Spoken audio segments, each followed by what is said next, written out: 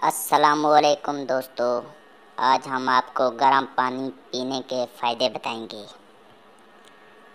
گرم پانی آپ کے جسم کو گرم کرتا ہے اور آپ کے پورے جسم میں خون کے بہاؤ میں مدد کرتا ہے اور اس طرح بہتر گردش بلڈ پریشر کو کم کر سکتی ہے اور دل کی بیماری کا خطرہ کم کر سکتی ہے۔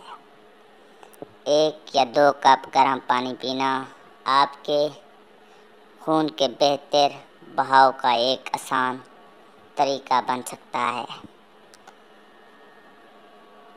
دوستو، یہ ویڈیو ہم نے آپ کی صحت کے متعلق بنایا ہے۔ ہمیں آپ کے سپورٹ کی فل ضرورت ہے۔